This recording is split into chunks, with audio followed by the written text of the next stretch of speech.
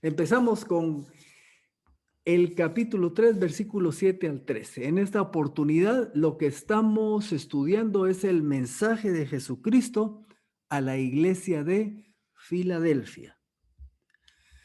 En una ocasión, un joven pastor le preguntó a un pastor de vasta experiencia y le dijo que si conocía alguna iglesia perfecta, porque es ahí donde él le gustaría ir a ejercer su pastorado, a este pastor joven. El pastor Maduro le contestó, bueno, mira, si existiera una iglesia perfecta y yo lo supiera, no te diría dónde está, porque si fueras ahí la echarías a perder. O bien, como dijo un predicador en nuestra propia congregación, cuando inició su mensaje, dijo, si usted anda buscando una iglesia perfecta, en el momento en que usted pasó por la puerta, esta iglesia dejó de serla. Y vamos a ver por qué hago esta introducción y qué vamos a aprender aquí de la iglesia. El pastor John MacArthur dice, la iglesia no es un lugar para personas que no tienen debilidades. La iglesia es una confraternidad de los que están conscientes de sus debilidades y desean que la fuerza y la gracia de Dios llene la vida de cada uno de ellos. La iglesia es un tipo de hospital para los que saben que están enfermos y necesitados. Alguien ha dicho que la iglesia es para pecadores, porque todos los que estamos ahí somos pecadores, redimidos por la sangre de Cristo. Éramos esclavos del pecado y Jesús pagó por nuestra libertad, pero aún somos pecadores. Y ahí en la iglesia es donde el Señor está transformando nuestras vidas. No hay iglesias perfectas, pero la iglesia de Filadelfia, va a notar usted que no recibió reprensión de parte del Señor. Entonces aprendamos cómo era esta iglesia. Dice el versículo 7, escribe al ángel de la iglesia de Filadelfia, el santo y verdadero, el que tiene la llave de David, el que abre y nadie cierra, y cierra y nadie abre. Dice estas cosas. La palabra Filadelfia se deriva de otra palabra que es Filadelfos, que quiere decir fraternalmente, quiere decir amar al hermano. Como siempre, pues vemos un poco de la ciudad, ¿verdad? La ciudad de Filadelfia fue fundada en el año 189. Claro, a algunos no mucho les atrae la historia, pero si usted se recuerda de las ciudades que hemos visto anteriormente, unas tenían más de 1000 años de haber sido fundadas, tenían una historia larga, larga, larga. Estamos hablando de 1000 años antes de que Cristo naciera. Por ahí una de estas ciudades tenía casi 2000 desde que se sabía que habían asentamientos humanos, lo cual quiere decir que si Filadelfia fue fundada en el 189 antes de Cristo, prácticamente era la ciudad más joven, pero muy, muy joven de todas las que hemos estado estudiando. Este rey Eumenes era rey de Pérgamo y usted se recordará que Pérgamo fue la tercera iglesia que vimos. Pues él fundó esta iglesia y el que iba a ser su sucesor, porque Eumenes no tenía hijos, era su hermano Átalo. Y se dice que tenían tan buena relación que la lealtad de Átalo hacia su hermano le hizo ganarse el epíteto o el sobrenombre de Filadelfo, que significa literalmente el que ama a su hermano. Así que aquí es donde tenemos la iglesia de Filadelfia, en una ciudad relativamente joven. Por cierto, se comenta que Filadelfia era como una ciudad, un puesto de avanzada en el proceso de helenización, porque vamos a ver acá esto. Si ustedes se ubican acá, toda esta región, esto era la parte occidental de lo que hoy es Turquía y es lo que era el área de Asia Menor, la parte occidental. Entonces, Filadelfia era como un puesto en donde se estaba promoviendo la helenización o la promoción de la cultura griega. Y de hecho, se comenta que ya después de algunos años, prácticamente los que vivían en esa región alrededor de Filadelfia ya habían aprendido el idioma griego. Esta ciudad también logró resistir bastante tiempo porque fue conquistada por los otomanos en el año 1390. Esto ya es de nuestra era cristiana, o sea, el siglo XIV. Si alguno tiene duda quiénes son los otomanos, son los turcos. Es otro nombre que se le da a los turcos. La caída de Filadelfia fue la caída del último asentamiento independiente cristiano griego en el oeste de Asia Menor. Después de que cae en manos de los turcos, cambió su nombre y actualmente se llama Al-Azehir.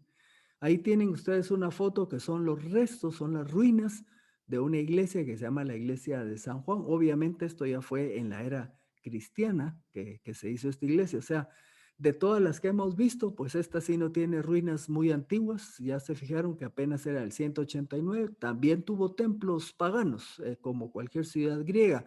Sin embargo, no tiene mayores restos de esos templos paganos, y lo que logré conseguir fue una foto de un templo de congregación cristiana, el templo de San Juan, ¿verdad?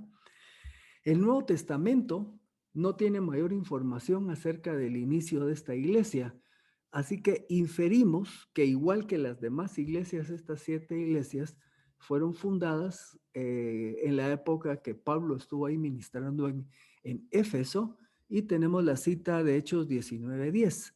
Dice así: esto continuó por 2 años, o sea, el ministerio de Pablo, de manera que todos los que habitaban en Asia, tanto judíos como griegos, oyeron la palabra del Señor. Así que se infiere que fue fundada por esa época que estuvo ahí Pablo. Entonces estamos hablando que habiendo partido, vamos a ver aquí, de Efeso, entonces se fue esparciendo el evangelio a todas estas otras ciudades, ¿verdad? Y de ahí pues se originó la iglesia de Filadelfia. Muy bien. Escribe al ángel de la iglesia en Filadelfia: el santo y verdadero, el que tiene la llave de David, el que abre y nadie cierra, y cierra y nadie abre, dice estas cosas. Este es el versículo 7. Vamos a ver los componentes. Dice: Jesucristo se está describiendo a sí mismo como el santo, ¿verdad? Y entendamos que en el Antiguo Testamento el que es santo es precisamente Dios, es el santo de Israel. Y aquí les coloco una cita del Salmo 71:22. Hay más citas, por supuesto, que utilizan esta palabra. Esta es una de ellas. Dice: asimismo, oh Dios mío, te alabaré con la lira, tu verdad cantaré con el arpa, oh Santo de Israel.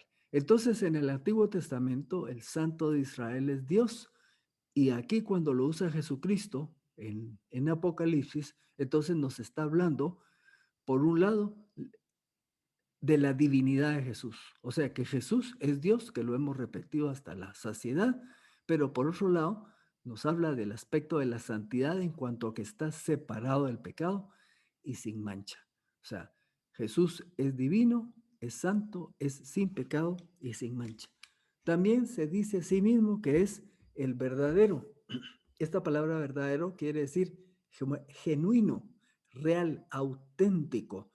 Contrasta con el mundo de aquel entonces y el mundo nuestro, un mundo lleno de falsedad y de apariencias. Nuestro Señor Jesucristo es el verdadero. En alguna oportunidad, él, hablando ahí con los que lo escuchaban, los judíos precisamente, les dijo: ustedes son de su padre el diablo. El diablo, cuando habla, habla mentira. De lo suyo propio habla, porque es mentiroso y padre de mentira. O sea que todo lo que es falso está derivado del mismo diablo, pero Jesucristo es genuino, real y verdadero. También se describe, por cierto, una nota.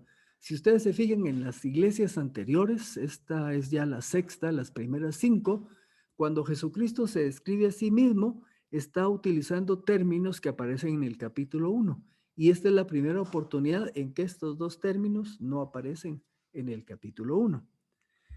Continúa el versículo diciendo: el que tiene la llave de David. Esta es una referencia en el Antiguo Testamento, una referencia en Isaías 22:22, cuando uno de los siervos del rey Ezequías recibe las llaves de administrativas y del tesoro que había dejado David, Eliakim, y se le dice que recibe las llaves, unas llaves con las que abre o cierra, o sea, se le da la autoridad. Bueno, en este caso, cuando dice que Jesucristo tiene la llave de David, lo que nos dice es que Jesús tiene la autoridad, tiene el control, Él decide. La puerta abierta al reino de Dios, que esto es lo que se entiende que se refiere con tener las llaves, que esta llave ha abierto la puerta al reino de Dios, ha abierto la puerta a la salvación. También se nos dice que el que abre y nadie cierra, y cierra y nadie abre. Esto nos está hablando de la omnipotencia de Jesucristo. Si Él abre, está abierto, y si cierra, está cerrado. Él tiene todo el poder. Así que la puerta que Él ha abierto, nadie la puede cerrar. Y aquí hago una pregunta que dice, ni yo. Y vamos a entender por qué hago esta pregunta. Porque algunas veces los cristianos tienen fracasos en su vida espiritual, tienen alejamiento acerca de Dios. En pocas palabras, pecan como cualquiera de todos nosotros. Pero hay algunos que de pronto, como se quedan estancados, porque empiezan a pensar si por haber pecado, ya lo hemos discutido antes, ¿verdad? Han perdido su salvación. Y entonces aquí uno de los comentaristas dicen, ni nosotros somos capaces de cerrar la puerta de la salvación. Si el Señor nos ha recibido y hemos creído en Él y hemos pecado, tenemos una solución. Primero Juan 1:9, confesar nuestro pecado. El Señor nos escucha, nos oye, nos limpia, nos perdona, nos limpia de toda maldad. Así que ni yo puedo cerrar lo que Cristo ha abierto. Continúa en el versículo 8 diciendo, yo conozco tus obras. He aquí he puesto delante de ti una puerta abierta, la cual nadie puede cerrar, porque tienes un poco de poder y has guardado mi palabra y no has negado mi nombre. Aquí esta puerta, por cierto, yo, como digo, tengo un barranco jardín, ¿verdad? Porque vivo a la orilla de un barranco, entonces de ahí para abajo, ahora que llovió, pues ya todo se puso verde. Así que usamos ese ejemplo de la puerta abierta, ¿verdad? Ahora vamos a ver el pasaje poquito a poco. Y si usted se fija, no estoy empezando con la parte que dice yo conozco tus obras, lo vamos a ver más adelante, vamos a ponerle atención a lo que dice aquí. He puesto delante de ti una puerta abierta, la cual nadie puede cerrar. Esta puerta abierta es la puerta abierta, dijimos, para entrar al reino. Es una puerta abierta para el evangelio. Y alguno podría decir, pero ¿dónde, por qué decís que tiene que ver con que es una puerta abierta para el evangelio, una puerta para entrar al reino del Señor? Bueno, veamos algunos versículos que nos dan luz a ese respecto. Puerta abierta. En Hechos 14:27 dice que llegaron Pablo y Bernabé, llegaron a la iglesia de Antioquía. Y dice, después de llegar y reunir la iglesia, se pusieron a contarles cuántas cosas había hecho Dios con ellos y cómo Él había abierto a los gentiles la puerta de la fe. Y es aquí donde estamos viendo que esa puerta abierta tiene que ver con el acceso a la puerta a las buenas nuevas. Una pequeña nota, yo les dije que aquí en esta escena de Hechos está Pablo y Bernabé contando pues el resultado de su viaje misionero y es la iglesia de Antioquía. En el Nuevo Testamento vamos a encontrar dos iglesias que se llaman así. Una, Antioquía de Siria, que quedaba al norte de Israel, que fue donde se considera surge la primera comunidad netamente o compuesta principalmente por no judíos, gentiles. Y es en esta iglesia donde sale por primera vez a un viaje misionero Pablo y Bernabé. Y en uno de esos viajes misioneros, en Asia, en lo que es hoy Turquía, es donde hay otra ciudad que se llama Antioquía, donde también pasó predicando Pablo. Solamente un poco de conocimiento ahí de historia. Bien, otro pasaje que nos habla de la puerta. 1 Corintios 16:9, dice Pablo, porque se me ha abierto una puerta grande y eficaz y hay muchos adversarios. Y está hablando precisamente de la oportunidad que él ha tenido de desarrollar su ministerio. Luego en Colosenses 4:3, Pablo vuelve a decir, a la vez oren también por nosotros, a fin de que el Señor nos abra una puerta para la palabra, para comunicar el misterio de Cristo, por lo cual estoy aún preso. O sea que aquí está clarísimo que está hablando de una puerta que se abre para comunicar el misterio, el evangelio de Jesucristo. Puerta abierta para predicar el evangelio, y yo agregué por aquí que va de la mano puerta abierta también para servir. Esta iglesia de Filadelfia tenía esa oportunidad, tenía esa puerta abierta para ser testigo del Señor. Ahora comentemos la primera parte del versículo con la que está en la parte final, versículo 8. Yo conozco tus obras, porque tienes un poco de poder y has guardado mi palabra y no has negado mi nombre. Si usted nota, en las otras iglesias, pues Jesucristo les reconoce algo bueno que han hecho, ¿verdad? Y luego después les hace una llamada de atención. En este caso de Filadelfia no hay llamada de atención, únicamente un reconocimiento por lo bueno que han hecho. Y está aquí, dice, tienes un poco de poder, has guardado mi palabra y no has negado mi fe. Esas son sus obras, esas que Jesús dice que conoce. Veamos cada uno de estos aspectos. La Reina Valera 2015 dice porque tienes un poco de poder. Utilicé otras versiones para tratar de entender qué quería decir esta parte. La Nueva Biblia Latinoamericana dice aunque tienes poco poder. La nueva versión internacional dice ya sé que tus fuerzas son pocas. Y la nueva traducción viviente dice tienes poca fuerza. ¿Qué se considera que era poca fuerza? Bueno, para empezar ahí les pongo esa silueta de un hombre fuerte pero chiquita, ¿eh? Porque la poca fuerza son dos palabras, micran, dynamin. Micran, ya saben de dónde viene, de micro. Y si usted habla de que algo es micro, está hablando que es pequeñito, ¿verdad? Y dynamin tiene que ver con el origen de la palabra dinamita y que quiere decir precisamente poder. Entonces Jesús dice, tienes poco poder. Se considera que era porque no era una iglesia numerosa, eran pocos en número. Por otro lado, también algunos estudiosos consideran que los creyentes estos provenían de estratos sociales bajos, o sea que tampoco eran personas muy destacadas que podían tener cierta presencia y protagonismo dentro de la sociedad. Entonces, en ese sentido era que la iglesia tenía poco poder. Pensemos en esto, ¿qué ventaja? ¿Por qué ponemos esto como que era un reconocimiento de Jesús a esta iglesia? Alguien diría, bueno, pero tener poco poder, ¿qué ventaja tiene? Bueno, dentro de la vida cristiana, en este sentido que lo estaba mencionando, sí. Vamos a citar ahorita a Pablo.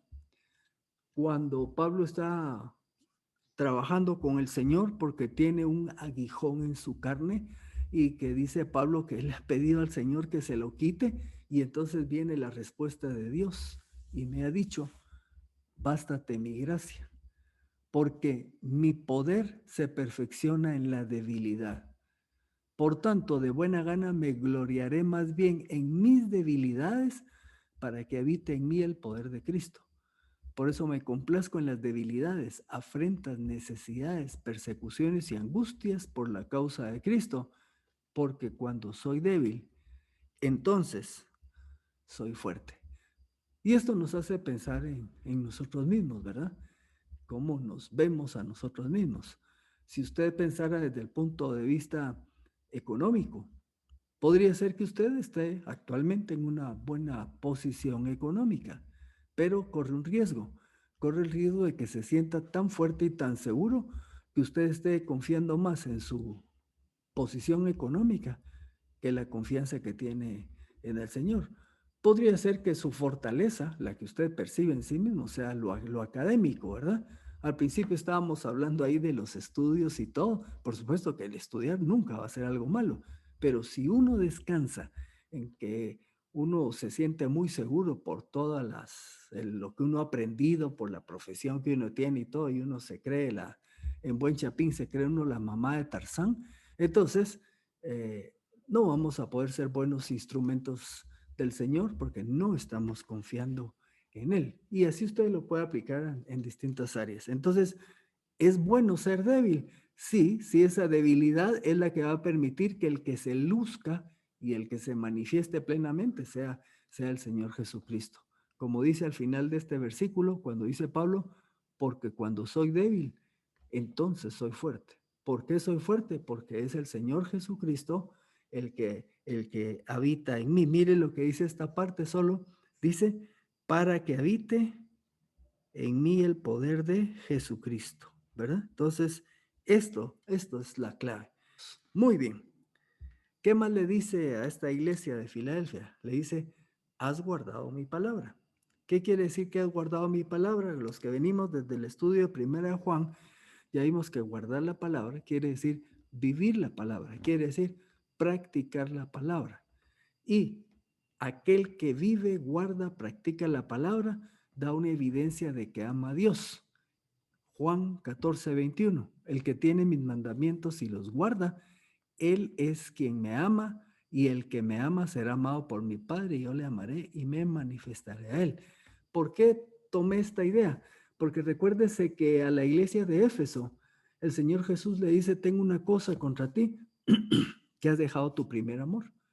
Sin embargo, acá, aunque no lo menciona, le dice a la iglesia de Filadelfia, has guardado mi palabra. ¿Y qué implica un creyente o una iglesia que guarda la palabra? Es como dice aquí Juan 14:21, el que tiene sus mandamientos y los guarda, o sea, la palabra, ese es el que le ama. O sea que esta iglesia de Filadelfia hacía honor al nombre, ¿verdad? Filadelfia, ese amor fraternal, el que ama, ¿verdad? Entonces también amaban al Señor. Y agrega Jesús que otra característica es que no has negado mi nombre. Y quiere decir, ¿cómo entendemos esto de que no ha negado su nombre? Bueno, yo me fui al Evangelio de Mateo y dice, por tanto, a todo el que me confiese delante de los hombres, yo también lo confesaré delante de mi Padre que está en los cielos. Y cualquiera que me niegue delante de los hombres, yo también le negaré delante de mi Padre que está en los cielos. Esta iglesia compartía el Evangelio. Primera Juan 4:15 dice, el que confiesa que Jesús es el Hijo de Dios, Dios permanece en él y él en Dios. En pocas palabras, lo que estoy comunicando es que esta iglesia daba testimonio acerca de Jesucristo. Y cuando dice, no has negado mi nombre, precisamente es porque presentaban el Evangelio y vivían las consecuencias. Acuérdense que en esa época había persecución de la misma sociedad civil, de los mismos judíos. O sea, ser cristiano en esas ciudades no era fácil, pero en medio de la oposición no negaban su nombre, no negaban el hecho de que eran cristianos, daban testimonio. Si nosotros lo traemos a nuestros días, alguno podría decir, bueno, ¿cómo está en ese sentido? ¿Usted ha negado el nombre de Jesucristo?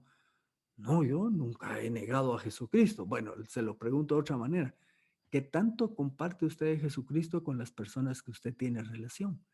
Porque fíjense que solo el hecho de que no hablemos de Jesucristo con las gentes que tenemos relación, de alguna manera estamos negando al Señor Jesús, porque no estamos hablando de Él. Entonces, una buena invitación aquí, que para que seamos como la iglesia de Filadelfia, es que compartamos el Evangelio. Yo he dicho en múltiples ocasiones que no considero que esa sea un área fuerte en mi vida. Sin embargo, por pura obediencia, comparto, cuando el Señor me da la oportunidad, comparto el Evangelio. Tengo la oportunidad, lo hice cuando era maestro, ahora en mi trabajo voy poco a poco compartiendo el Evangelio, pero fíjense que hay otras oportunidades. La última vez que me fui a cortar el pelo, hace unas 2, 3 semanas, me atendió una señorita y ahí en el momento de la plática fuimos hablando y hablando y hasta el momento de compartir el Evangelio, decirle que Jesucristo murió por nuestros pecados, que fue sepultado, que resucitó y está vivo, y que todo aquel que en él cree no se pierde, mas tiene vida eterna, y que es necesario arrepentirse de uno de sus pecados o de querer uno vivir la vida por sus propios medios, y que hay que creer en Cristo. Eso tomó una cita de 30 minutos, ¿verdad? Y le dejé el mensaje. ¿Qué hace el Señor con eso? Eso ya le toca a Él, pero es parte de lo que tenemos que estar haciendo. Muy bien. Versículo 9. He aquí, yo te daré algunos de la sinagoga de Satanás, de los que dicen ser judíos y no lo son, sino que mienten. He aquí yo haré que lleguen y se postren delante de tus pies y conocerán que yo te he amado. La primera parte, que se las tengo ahí como en lila, vamos a explicar de este lado derecho, porque no es judío el que lo es en lo visible, ni es la circuncisión la visible en la carne, sino más bien es judío el que lo es en lo íntimo, y la circuncisión es la del corazón, en espíritu y no en la letra. Romanos 2, 28, 29a. ¿Qué está explicando aquí Pablo? Pablo está diciendo, miren, el ser judío no es un asunto únicamente de raza o de dónde naciste, de la familia que perteneces. Él está diciendo, el ser judío es un aspecto del corazón. Eso está diciendo aquí Pablo. Es el judío verdadero, es el que lo es de corazón, obviamente, porque tiene fe en el Señor. Ese es el verdadero judío. Así que por eso es que aquí Juan está mencionando cuando Jesús le dice que a esta iglesia le daré a algunos de la sinagoga de Satanás que dicen ser judíos, pero no lo son, sino que mienten. Aquí hay otro pasaje, repito la misma frase del versículo 8, vea del lado derecho, cuando Jesús le dijo a algunos judíos, ustedes son de su padre el diablo y quieren satisfacer los deseos de su padre. Desde el tiempo que Jesús ministró, pues él a estos judíos les estaba diciendo en pocas palabras, ustedes no son hijos de Dios, ustedes son hijos de su padre el diablo porque quieren satisfacer los deseos de su padre. En pocas palabras, en el tiempo que la iglesia se extiende por Asia, habían sinagogas en donde habían judíos, por supuesto, pero lo que estamos viendo aquí en Apocalipsis, porque también se lo dijo a otra iglesia, es que hay sinagogas donde los que están ahí en realidad no son auténticos judíos desde el punto de vista de la fe, y por eso les habla que son sinagoga de Satanás. La segunda parte del versículo dice, he aquí yo haré que lleguen y se postren delante de tus pies y conocerán que yo te he amado. La fidelidad de los creyentes de Filadelfia daría como resultado la conversión de los que los habían perseguido. Es muy factible que de esta sinagoga que había en Filadelfia incluso habían tenido persecución. Se cree que algunos de los creyentes de Filadelfia habían sido expulsados de la sinagoga por creer en Cristo, ¿verdad? Y habían vivido esa experiencia, pero Jesús les dice, por tu fidelidad van a ver algunos de estos que vienen de esta sinagoga y van a venir delante de ti, se van a postrar a tus pies y reconocerán que yo te he amado. O sea, iban a creer en el Señor Jesucristo. Esto fue cierto en Filadelfia y está abierta esa puerta hoy día y en todo el mundo para todo judío que quiera acercarse al Señor Jesús. La puerta sigue abierta. ¿Qué más le dice Jesús a Filadelfia? Porque guardaste la palabra de mi paciencia, yo también te guardaré a la hora de la prueba que debe venir sobre todo el mundo habitado para probar a los moradores de la tierra. Porque guardaste la palabra de mi paciencia, dice la Reina Valera 2015, la nueva versión internacional, ya que has guardado mi mandato de ser constante. Y la nueva traducción viviente dice, dado que has obedecido mi mandato de perseverar. En pocas palabras, ¿qué quiere decir? Porque guardaste la palabra de mi paciencia, quiere decir, has sido perseverante en medio de las pruebas. Has sido perseverante. Entonces, esto es otra lección para cualquier creyente que quiere vivir una vida agradable a Dios, es ser perseverante en medio de las pruebas. Ahora, continúa el versículo diciendo, yo también te guardaré a la hora de la prueba que ha de venir sobre todo el mundo habitado para probar los moradores de la tierra. Esta palabra que aquí dice mundo habitado, esa palabra la tengo aquí a la derecha. Vamos a ver, vamos a poner otro colorcito. Es esta. Ok. Cuando yo estaba leyendo el pasaje y vi que decía mundo, si ustedes se recuerdan, hay otra palabra que se utiliza para decir mundo, que es la palabra cosmos, y esa la vimos en la epístola de Juan. Y hay múltiples pasajes donde se dice algo acerca del mundo y se utiliza la palabra cosmos.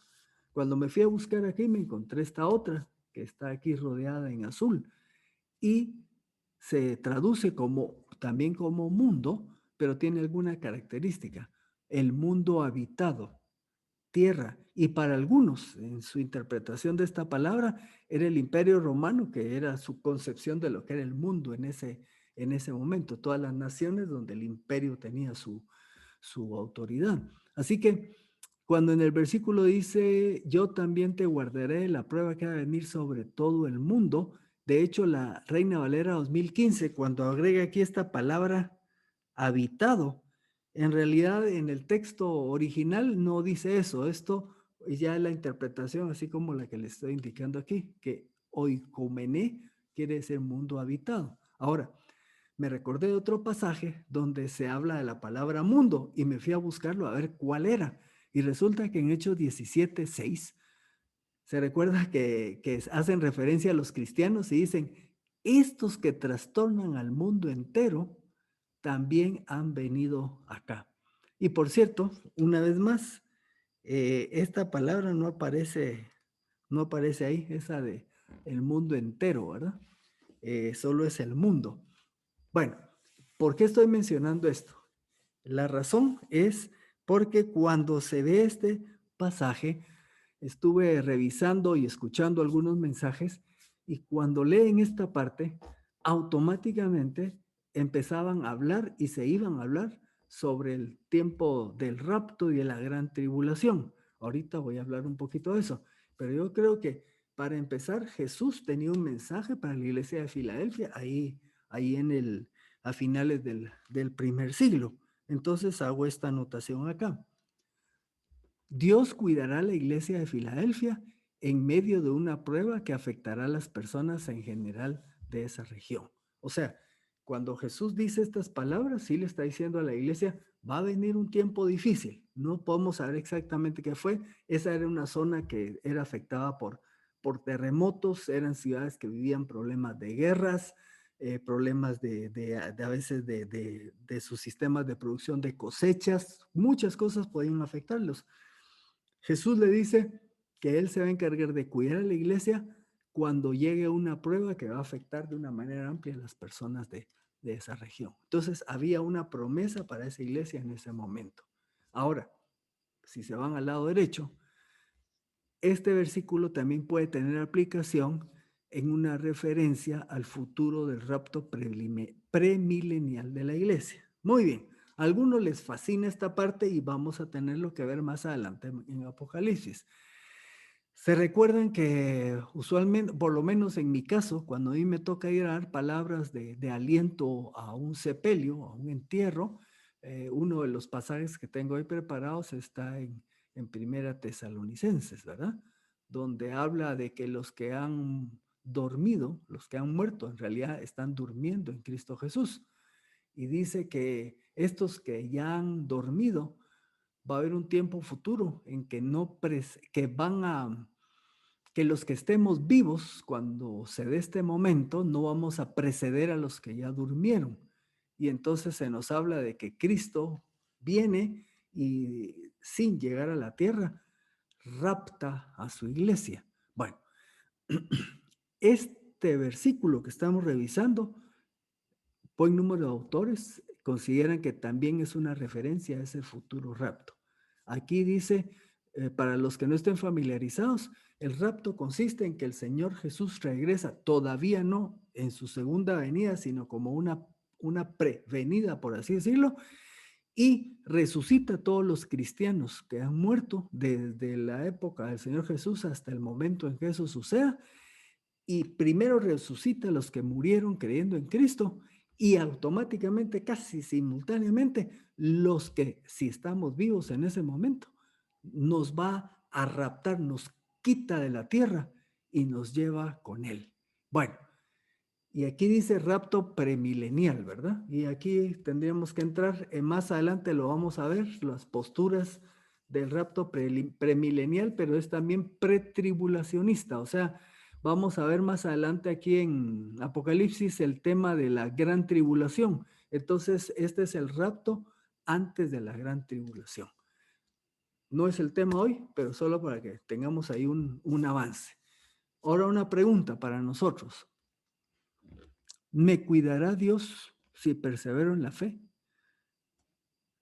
Podría yo preguntarme muy bien, si Dios tenía ese cuidado, si el Señor Jesús velaba por esta iglesia, por su perseverancia, si yo persevero en la fe, el Señor me va a cuidar cuando se den situaciones difíciles a mi alrededor, en mi país, en mi continente.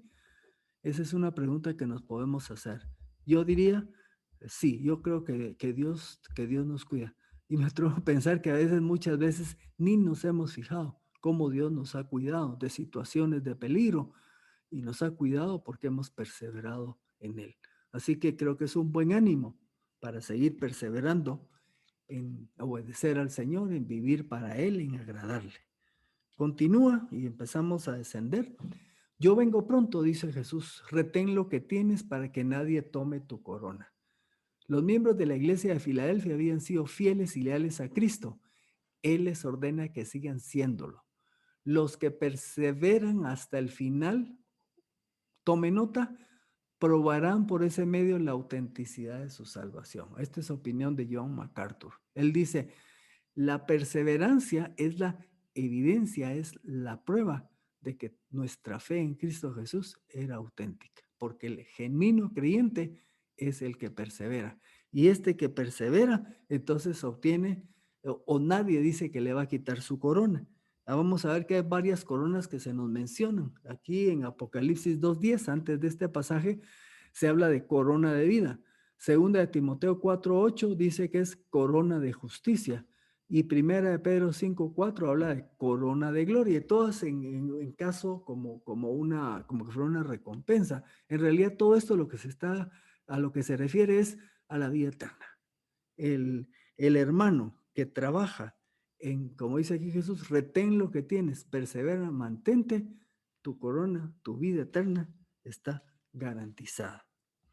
Al que venza yo le haré columna en el templo de mi Dios y nunca más saldrá fuera. Y escribiré sobre él el nombre de mi Dios y el nombre de la ciudad de mi Dios, la nueva Jerusalén que desciende del cielo enviada por mi Dios y mi nombre nuevo. Lo que tengo subrayado. Dice que al que venza, y recuérdese que estamos insistiendo, ¿quién es el que vence? El que ha creído en Cristo Jesús. Ese es el vencedor. Pues a este dice Jesús, le haré columna en el templo de mi Dios. Ser columna en el templo quiere decir que hay permanencia, que hay seguridad.